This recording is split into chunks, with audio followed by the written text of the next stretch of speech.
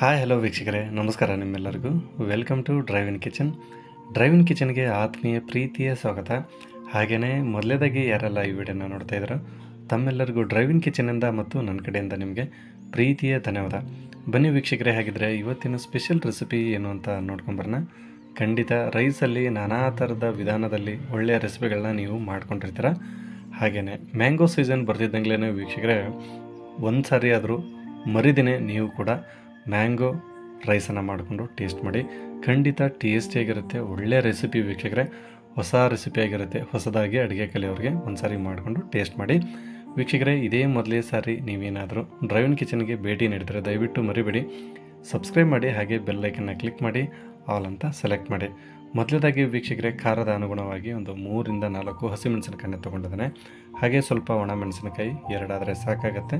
ಸ್ವಲ್ಪ ಕರಿಬೇವಿನ ಎಲೆ ತೊಗೊಂಡಿದ್ದೇನೆ. ಒಂದು ಈರುಳ್ಳಿನ ಈ ಥರ ಸ್ಲೈಸ್ ಆಗಿ ಕಟ್ ಮಾಡಿ ಇಟ್ಕೊಂಡಿದ್ದೇನೆ ವೀಕ್ಷಕರೇ. ಒಂದು ಮ್ಯಾಂಗೋನ ಸಿಪ್ಪೆ ಸುಲಿದು ಈ ಥರ ತುರಿದು ಇಟ್ಕೊಂಡಿದ್ದೇನೆ.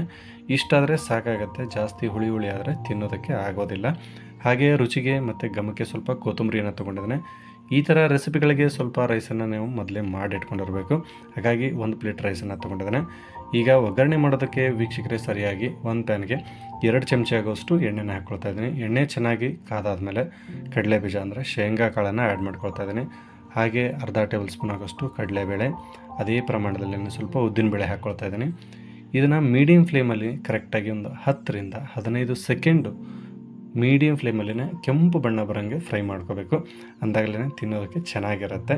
ಹಾಗೆ ಅರ್ಧ ಟೇಬಲ್ ಸ್ಪೂನ್ ಆಗೋಷ್ಟು ಸಾಸಿವೆ ಕಾಳು, ಅದೇ ಪ್ರಮಾಣದಲ್ಲೇ ಜೀರಿಗೆ ಆ್ಯಡ್ ಮಾಡ್ಕೊಳ್ತಾ ಇದ್ದೀನಿ. ಖಾರದ ಅನುಗುಣವಾಗಿ ಒಂದು 3 ಹಸಿಮೆಣಸಿನಕಾಯಿ ತೊಗೊಂಡಿದ್ದೆ.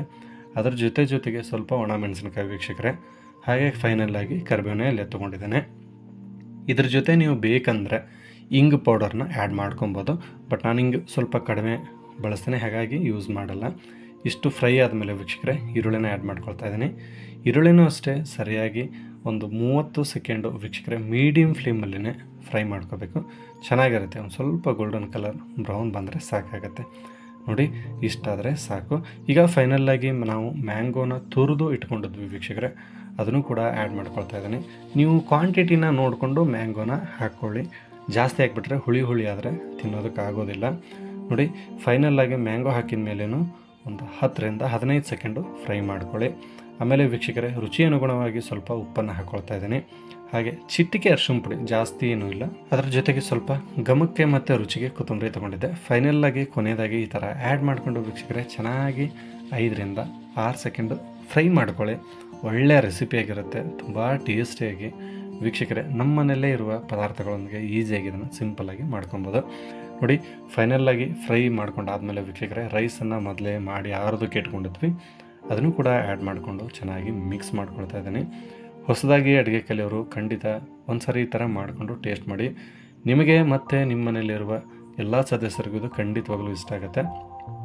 ಮರಿದಿನೇ ಟೇಸ್ಟ್ ಮಾಡಿಕೊಂಡು ವೀಕ್ಷಕರೇ ಹೇಗಿತ್ತು ಅಂತ ಕಮೆಂಟ್ ಮೂಲಕ ತಿಳಿಸಿ ವೀಕ್ಷಕರೇ. ಈಗ ಫೈನಲ್ಲಾಗಿ ಮ್ಯಾಂಗೋ ಚಿತ್ರಾನ್ನ ನಮಗೆ ಸವಿಯಲು ಸಿದ್ಧ. ನಾವೀಗ ಇದನ್ನು ಬೌಲ್ಗೆ ಸರ್ವ್ ಮಾಡಿಕೊಂಡು ಟೇಸ್ಟ್ ಮಾಡ್ತಾಯಿದ್ದೀವಿ. ಬನ್ನಿ ಹಾಗಿದ್ರೆ ವೀಕ್ಷಕರೇ, ಹೇಗಿತ್ತಂತ ನೋಡೋಣ ನೋಡಿ. ಖಂಡಿತ ನೋಡಿದ್ರೆ ಒಂದು ಸ್ವಲ್ಪ ಟೇಸ್ಟ್ ಮಾಡ್ಬೇಕನ್ಸುತ್ತೆ. ಹಾಗಿದ್ರೆ ಇನ್ಯಾಕೆ ತಡ ಮಾಡ್ತೀರಾ, ನೀವು ಕೂಡ ಒಂದು ಸಾರಿ ಈ ಥರ ಮಾಡಿಕೊಂಡು ಟೇಸ್ಟ್ ಮಾಡಿ ಹೇಗಿತ್ತಂತ ಕಮೆಂಟ್ ಮೂಲಕ ತಿಳಿಸಿ ವೀಕ್ಷಕರೇ. ಫೈನಲ್ಲಾಗಿ ಈ ರೆಸಿಪಿ ನಿಮಗೆ ಇಷ್ಟ ಆಗಿದೆ ಅಂತ ನಾನು ಭಾವಿಸ್ತಾ ಇದ್ದೀನಿ. ಈ ವಿಡಿಯೋ ನಿಮಗೆ ಇಷ್ಟ ಆಗಿದರೆ ದಯವಿಟ್ಟು ಲೈಕ್ ಮಾಡಿ. ಹಾಗೆಯೇ ನಿಮಗೋಸ್ಕರ ನಾವು ಇನ್ನೂ ಅತಿ ಹೆಚ್ಚಿನ ರೆಸಿಪಿಗಳನ್ನು ಡ್ರೈವ್ ಇನ್ ಕಿಚನಲ್ಲಿ ಅಪ್ಲೋಡ್ ಮಾಡ್ತೇವೆ ವೀಕ್ಷಕರೇ. ಈ ವಿಡಿಯೋ ನೋಡಿದ ಪ್ರತಿಯೊಬ್ಬರಿಗೂ ಡ್ರೈವ್ ಇನ್ ಕಿಚನಿಂದ ಮತ್ತು ನನ್ನ ಕಡೆಯಿಂದ ನಿಮಗೆ ಪ್ರೀತಿಯ ಧನ್ಯವಾದ. ಖಂಡಿತ ಸಿಗೋಣ ಮತ್ತೆ ಮುಂದಿನ ವಿಡಿಯೋದಲ್ಲಿ ವೀಕ್ಷಕರೇ. ಮುಂದಿನ ವಿಡಿಯೋ ಆಗಿರುತ್ತೆ ಮ್ಯಾಂಗೋ ದಾಲ್ ಫ್ರೈ ಅಂತ ಹೇಳಿ.